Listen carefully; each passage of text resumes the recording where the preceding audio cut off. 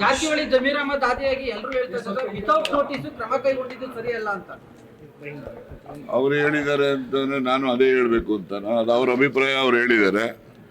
ಅದು ಯಾವುದೇ ಆಗಲಿ ಯಾರ ಮೇಲೆ ಏನೇ ಒಂದು ಕ್ರಮ ಅಂತ ಆಗಬೇಕು ಅಂದರೆ ಅವರನ್ನ ಕೇಳ್ತಕ್ಕಂಥದ್ದು ಸೌಜನ್ಯಕ್ಕಾದರೂ ಕೂಡ ಏನಪ್ಪ ನೀನು ತಪ್ಪು ಮಾಡಿದ್ಯಾ ಅಂತಕ್ಕಂಥದ್ದನ್ನು ಕೇಳೋದು ಸೌಜನ್ಯ. ಕೇಳಬೇಕು ಅಂತ ಅವರು ಹೇಳಿದ್ದಾರೆ. ಅದು ಸಾಮಾಜಿಕವಾಗಿ ಎಲ್ಲರೂ ಒಪ್ಪುವಂಥ ಮಾತು. ನಿಮಗೂ ಕೂಡ ಹಂಗೆ ಆಯ್ತು ಸರ್. ನಮ್ಮದು ಬಿಡ್ರಿ ನನ್ನ ಸುದ್ದಿ ನೋಟಿಸ್ ಕೊಡಬೇಕಾಯ್ತು. ನೋಟಿಸ್ ಕೊಟ್ಟು ವಿವರಣೆ ಕೇಳಿ ಆಮೇಲೆ ಕ್ರಮ ಕೈಗೊಳ್ಳಬಹುದಾಯ್ತು. ಸರ್ವೇ ಸಾಮಾನ್ಯವಾಗಿ ಯಾರ ಮೇಲೆ ಏನೇ ಆರೋಪ ಬಂದರೂ ಕೂಡ ಅದನ್ನ ಅವರನ್ನು ನೋಟಿಸೇ ಕೊಡಬೇಕು ಅಂತಿಲ್ಲ. ಫೋನಲ್ಲಾಗಲಿ ಇನ್ನೊಂದಾಗಲಿ ಮತ್ತೊಂದು ಸೌಜನ್ಯಕ್ಕಾದರೂ ಅವ್ರ ಹತ್ರ ಮಾಹಿತಿ ಪಡಿಬೇಕು. ಸತ್ಯಾಸತ್ಯತೆ ಬಗ್ಗೆ ಮಾಹಿತಿ ಪಡೆದು ಆನಂತರ ಕ್ರಮ ಇಡ್ತಕ್ಕಂಥದ್ದು ಅದು ಒಂದು ಸೂಕ್ತವಾದಂಥದ್ದು ಅಂತೇಳಿ ಎಲ್ಲರೂ ಭಾವಿಸಿದರೆ ನಾನು ಕೂಡ ಅದು ಭಾವಿಸ್ತೇನೆ.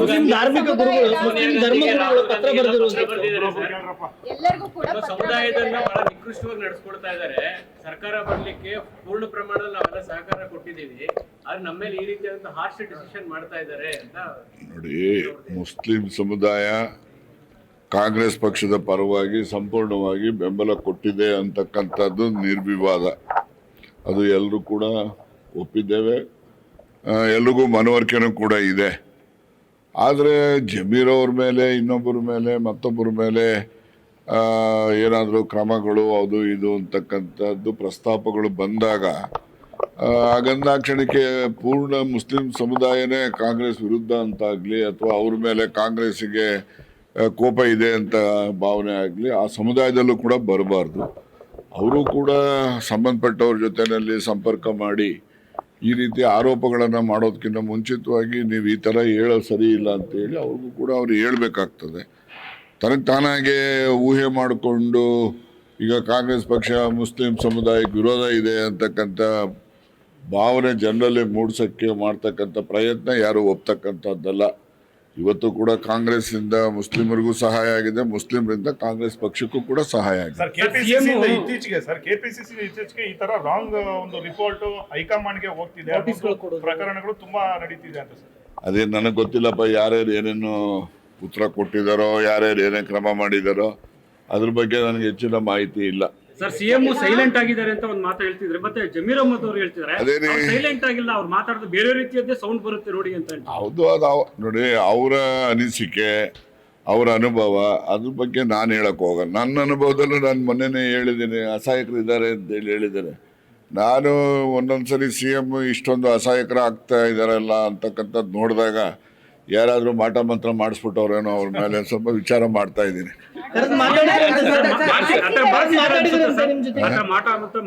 ಅದನ್ನೇ ರೀ ವಿಚಾರ ಮಾಡ್ತಾ ಇದ್ದೀನಿ ಅಂದ್ರೆ ಅದನ್ನ ನಾನು ಇನ್ವೆಸ್ಟಿಗೇಟಿಂಗ್ ಇಟ್ ಅಂತ ಪತ್ತೆ ಮಾಡ್ತಾ ಆಗಿರಬಹುದು ಅಂತ ಹೇಳಿ ಅದನ್ನ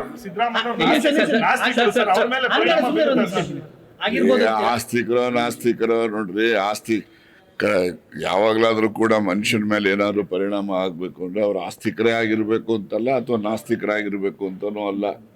ಬರ್ತಕ್ಕಂಥ ತೊಂದರೆ ಯಾರನ್ನೂ ಬಿಡೋದಿಲ್ಲ. ಆದ್ರೆ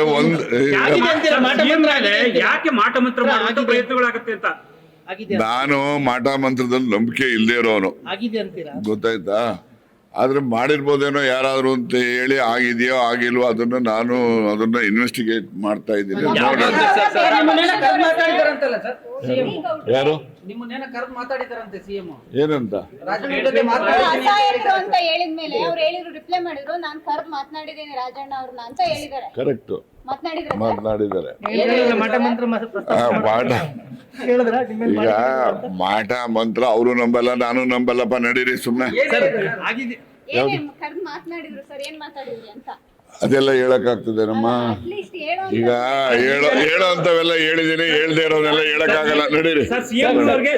ಸಿಎಂ ಅವ್ರಿಗೆ ನೀವೇನಾದ್ರು ಧೈರ್ಯ ತುಂಬುವಂಥದ್ದು ಅಥವಾ ಗಟ್ಟಿಯಾಗಿ ನಿಲ್ಲಿ ಅನ್ನೋ ನೋಡಿ, CM ಅವ್ರಿಗೆ ಯಾರು ಏನು ಗಟ್ಟಿಯಾಗಿ ನಿಲ್ಲಿ ಅಂತ ಹೇಳಿಸ್ಕೊಳ್ಳೋ ಅಂತ ಅಸಹಾಯಕತೆ ಅವ್ರಿಗೆ ಬಂದಿಲ್ಲ. ಅವ್ರು ಯಾವಾಗ್ಲೂ ಗಟ್ಟಿನೇ. ಆದ್ರೆ ಈ ಕೆಲವು ಬೆಳವಣಿಗೆಗಳು ನಡೀತಾ ಇರ್ತಕ್ಕಂಥ ಹಿನ್ನೆಲೆಯಲ್ಲಿ ಕೆಲಸದ ಒತ್ತಡನೋ ಬೇರೆ ಒತ್ತಡನೋ ಅವರು ಒಂದು ಸ್ವಲ್ಪ ಸೈಲೆಂಟ್ ಇದ್ದಾರೆ ಅಂತ ಯಾರನ್ನ ಹೇಳಿದ್ರೆ ಅದು ಸರಿ ಏನೋ ಅಂತ ನಮಗೂ ಅನಿಸುತ್ತೆ.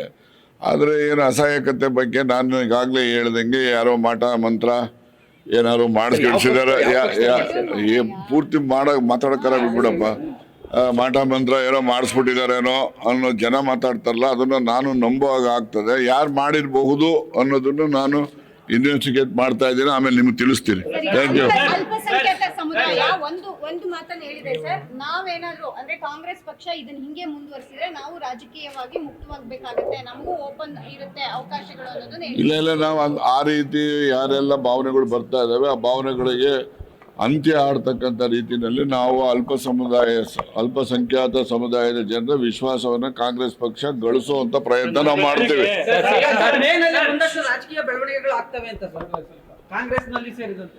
ನೋಡ್ರಿ, ಯಾವತ್ತೂ ಕೂಡ ರಾಜಕಾರಣ ಅಂತಕ್ಕಂಥದ್ದು ನಿಂತ ನೀರಲ್ಲ, ಅದು ಯಾವಾಗಲೂ ಹರಿತಕ್ಕಂಥ ನೀರು ಹರಿದ್ರೇನೆ ಅದು ಪರಿಶುದ್ಧತೆ ಇರ್ತಕ್ಕಂಥದ್ದು. ನೀವು ಒಂದೇ ಕಡೆ ನೀರು ನಿಂತ್ಬಿಟ್ರೆ ಅದು ಪರಿಶುದ್ಧತೆಯನ್ನ ಕಳ್ಕೊಳ್ತದೆ. ಅದರಿಂದ ರಾಜಕಾರಣನೂ ಹಂಗೇನೆ, ಅದು ಕೂಡ ನಿಂತ ನೀರು ಹೇಗೆ ಹರಿಯೋ ನೀರು ಪರಿಶುದ್ಧತೆ ಇರುತ್ತೋ ಹಾಗೆ ರಾಜಕಾರಣನೂ ಕೂಡ ಪರಿಶುದ್ಧತೆ ಕಾಪಾಡ್ಕೋಬೇಕು ಅಂದ್ರೆ ಬೆಳವಣಿಗೆಗಳು ನಿರಂತರವಾಗಿ ಆಗ್ಬೇಕು.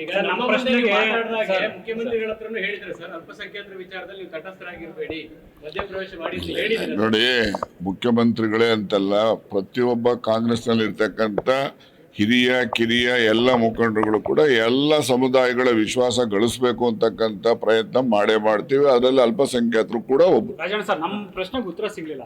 ಕೊಟ್ಟಲ್ಲ ಅಲ್ಲ, ಸಿದ್ದರಾಮಯ್ಯ ಅವರು ಅವ್ರ ಮೇಲೇನೆ ಯಾಕೆ ಮಾಟ ಮಂತ್ರ ಆಗುತ್ತೆ ಅಂತ ಶಕ್ತಿ ಏನು ಅನ್ನೋ ತರದ್ದು ರೀ, ನನ್ನ ಮೇಲೂ ಆಗಿರ್ತದ್ರಿ, ನಮಗೂ ಗೊತ್ತಾಗೋದಿಲ್ಲ. ಅದನ್ನೆಲ್ಲ ವಿಚಾರ ಮಾಡಿದ್ಮೇಲೆ ಗೊತ್ತಾಗ್ತದೆ. ಹಿಂದೆ ಆಗಿದೆ ಸರ್ ಈ ತರ ಏನಾದ್ರು ಮಾಟ ಮಂತ್ರಗಳು ರಾಜಕೀಯವಾಗಿ? ನನಗೆ ನಿಮ್ಗೆ ಹೇಳ್ಬೇಕು ಅಂದ್ರೆ, ನಾನು ಯಾವುದೇ ಚುನಾವಣೆಗೆ ನಿಂತರೂ ಕೂಡ ನಮ್ಮ ಹಳೆ ಮನೇಲಿದ್ದೆ, ಕೆಲಸದಲ್ಲಿದ್ದಾಗ ಆ ಕಡೆ ಮನೆಯಲ್ಲಿ ಯಾವಾಗಲೂ ಬರೋರು ಏನು ಕತ್ತೇನೋ, ಮನೆ ಸುತ್ತನೂ ಹಳದಿ ನೀರು, ನಿಂಬೆಹಣ್ಣು ಮಳೆಗಳು ಹೊಡೆಯೋದು, ದಾರ ಕಟ್ಟೋದು ಅಂಥವೆಲ್ಲ ಹಾಕ್ಬಿಟ್ಟು ಹೋಗ್ಬಿಡೋರು. ಬಟ್ ನಾವವರೆಲ್ಲ ಏನು ನಂಬಿಕೆ ಮಾಡ್ತಾ ಇರಲಿಲ್ಲ. ಅವೆಲ್ಲ ಹಾಕಿದ್ರು ಅಂತೇಳಿ ನಾನೇನು ಸೋತೋದ್ನ, ಅದು ನನ್ನ ನಂಬಿಕೆನೂ ಇಲ್ಲ.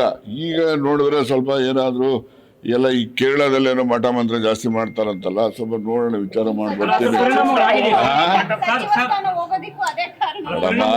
ಅವೆಲ್ಲ ನೋಡಿ, ಅವೆಲ್ಲ ನಾನು ಹೆಚ್ಚು ಲಂಬಿಸಿ ಹೇಳಕ್ ಹೋಗೋದಿಲ್ಲ. ಈಗ ಏನಿದೆ, ಮೇ ತಿಂಗಳಲ್ಲಿ ರಾಜಕೀಯ ಬೆಳವಣಿಗೆಗಳು ಕೂಡ ಆಗ್ತವೆ. ಮತ್ತೆ ಸಿದ್ದರಾಮಯ್ಯನವರು ಕೂಡ ಏನು ಅಸಹಾಯಕರು ಅಂತ ಹೇಳ್ತಕ್ಕಂಥದ್ದು ಸರಿಯಾದ್ದೇನಲ್ಲ. ಅವರು ಸಹಾಯಕರನ್ನೇ, ಎಲ್ಲ ಶಕ್ತಿ ಇದೆ ಅವರಿಗೆ. ಮುಂದಿನ ದಿನಗಳಲ್ಲಿ ಎಲ್ಲವೂ ಸರಿ ಹೋಗ್ತದೆ.